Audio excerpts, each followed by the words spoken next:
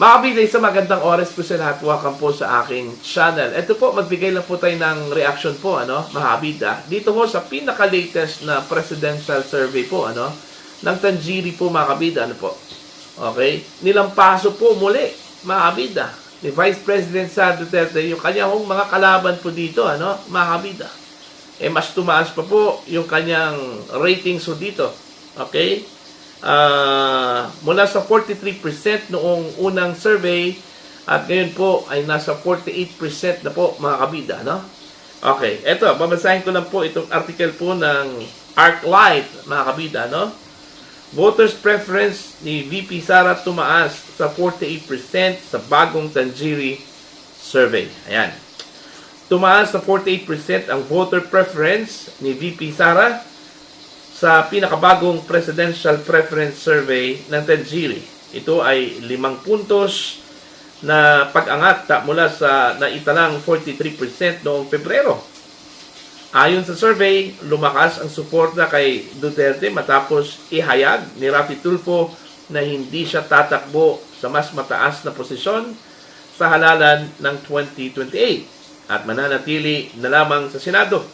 Dahil dito, tinatayang 33% ng mga respondent na dati umanong sumusuporta kay Tulfo ang lumipat ng suporta sa Vice Presidente.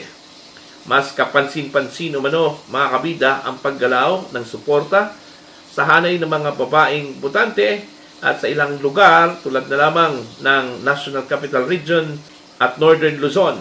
Isinagawa ang survey mula March 3 hanggang March 6, 2026. Gamit ang mobile-based respondent application na may 1,200 na kalahok sa buong bansa at may positive-negative 2.77% na margin of error sa 95% confidence level. Ayan. So, yun po, mga kabida, nilampaso muli ni Vice Presidente Sara Duterte yung kanyang mga kalaban, mga kabida, Eto, ibibigay ko po sa inyo yung complete rankings po, mga kabida, ng mga presidentiables po. Ayon po dito sa bagong voter preference survey po, mga kabida, para sa pagka-presidente ng Pilipinas come 2028, Okay, ng Tanjiri. Alright? Nanguna, si Vice President Sara Duterte, meron pong 48.4%, mga kabida, At pumapangalawa po dito, ito kong si dating Vice President and now Naga City Mayor Leni Robredo na meron pong 28.9%. Pumapakatlo po dito, ito kong si Senator Risa Hontiveros na meron pong 3.7%. At pang-apat po, ito kong si Chis Escudero na meron pong 3.5%. At yung panghuli po, mga kabida, ito kong si DILG Secretary John Vic Rimulya na meron pong 1.4%. Ayan. Ano po ang ibig sabihin po dito, Okay? Dito sa bagong presidential voter preference survey ng Tanjiri, mga kabida, kung saan po ay mas lalo umangat po ang score ni Vice President Sara Duterte. Okay? Ito po ay indikasyon po, mga kabida, na hanggang ngayon ay wala pa rin makakatalo po kay Vice President Sara Duterte. Nanatili pa rin siyang frontrunner po, mga kabida, sa pagkapangulo po ng Pilipinas. Alright? Kung ngayon po ang eleksyon, ay tsak na po, mga kabida, na ang susunod na pangulo po ng Pilipinas ay si Vice President Sara Duterte. Ito hong inihayag po, mga kabida, ng Tanjiri, na meron pong 5% na voter preference na dumagdag doon, sa puntos po, mga kabida, ni Vice President Sara Duterte ay nagmula po kay Senator Rafi Tulfo po, mga kabida. Matapos pong naghayag po ito, na hindi na po siya tatakbo sa mas mataas po na posisyon at mananatili daw siya, mga kabida, sa pagkasenador. Okay, sa 2028, Ayon po sa survey, sa pangkalahatan po, nasa 33% daw yung mga botante po ni Rafi Tulfo ang lumipat, kay Vice President Sara Duterte. Okay? Pero hindi po ito factor para sa akin, mga kabida, na pwede pong sabihin na tumaas lang po ang voter preference po ni VP Sara dahil lang po sa pag-atras po mga kabida ni Rafi Tulfo. Okay? Pero kung titingnan po natin yung previous survey po ng Tanjiri mga kabida, kung saan po naganap po ito noong Pebrero 2026. Okay? Last month lang po ito mga kabida. Okay? Si Vice President Sara Duterte po ay nakakuha po ng 43%. At pumapangalawa po dito mga kabida, ito hong si dating Vice President Leni Robredo, na meron pong 27%, mga kabida.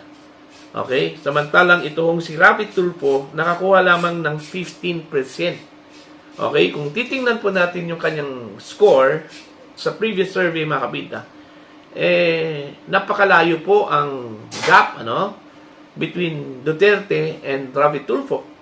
Okay? Tapos, ang dumagdag lang po makabida sa kanyang puntos po dito ay nasa 5% lang po. Okay? Sa pangkalatang 33% po ng mga botante po ni Senator Rafi Tulfo po mga kabida. Po. So, hindi po factor po makabida na umatras ito hong si Rafi Tulfo sa pagtakbo bilang Pangulo po ng Pilipinas sa 2028 presidential elections po, mga kabida. Okay, kahit pa po andyan siya sa line-up po mga kabida ng mga presidentials. Okay, mananatili pa rin unbeatable po, si Vice President Sara Duterte mga kabida. Okay, mananatili pa rin frontrunner po si Vice President Sara Duterte, Okay? Kung titingnan po natin yung pag-angat po ni Leni Robredo, nasa 1% lang po, From 27, naging 28% po ito, po, mga kabida. Diba? So, konti lang po yung pag-angat po.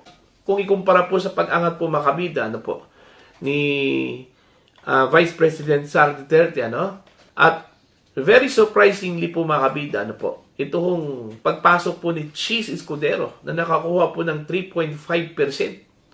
Okay, dati wala ho ito. Dati wala ho ito sa line-up po, mga kabida, sa voter preference po ng mga botante po. Ito hong si Senator Cheese Escudero, po, mga kabida. Okay? Halos magkapantay po sila, mga kabida, ni Senator Risa Hontiveros. Dalawang puntos na lang po ang gap, between them. Alright? So, may posibilidad pa po na maungusan ni Senator Cheese itong si Risa. Okay? Mga kabida, kung magpapatuloy po yung magandang performance po mga kabida ni Senator Cheese Escudero. Pero dito ho sa panig po ni John Vic, malabo na po yan, mga kabida. Okay? Malabo na po ito hong si John Vic Rimulya dahil sa dalawang surveys po mga kabida ay hindi man lang siya umabot po doon sa 2 points o 2%. Ito hong si John Vic Rimulya mga kabida. Po. Now, pangkalahatan po mga kabida, si Vice President Sara Duterte, again, okay, sasabihin ko muli ito, mga kabida, unbeatable pa rin hanggang ngayon mga kabida. So, posible na yung mga kalaban po ni VP Sara po ay sumasakit na po ang ulo, mga kabida, dahil anong klaseng atake po ang ginawa po nila mga kabida ay hindi pa rin umubra, Okay? Meron na pong impeachment, okay, na isinampa po mga kabida dyan po sa House of Representatives, Okay? In fact, nasa Committee on Justice na po umusad na po, mga kabida. Tapos meron pa pong Madriaga revelation po, mga kabida, okay? Laban daw kay VP Sara sa kanya hong pagtanggap daw ng mga pondo mula sa droga, mula sa pogo, mga kabida, pero hindi pa rin umubra 'yon. Okay? Ano na kayang gagawin po ng mga kalaban po dito ni Vice President Sara Duterte para lang po mapabagsak po nila mga kabida ang Vice Presidente, Okay? Ang problema lang kasi sa kanila, ayon po sa pag-aaral po ng ilang mga political analyst po, kahit na po, binabato po ng mga batikos po, itong si VP Sara, umaangat pa rin, dahil mali po ang estilo daw ng kanilang kampanya po, mga kabida. Dahil mas natutuon yung kanyal, mas tinutuon po nila mga kabida yung kanilang kampanya sa pagsira po kay Vice President Sara Duterte, instead na yung kanila kong gagawin sana makabida ay i-build up yung kanila kong mga kandidato just for example, kung nagbabalak po ang administrasyong Marcos na kukunin itong si dating Vice President Leni Robredo bilang kanilang manok para sa 2028 presidential elections po mga kabida. Sana binibuild up na po nila ngayon itong si Leni. Hindi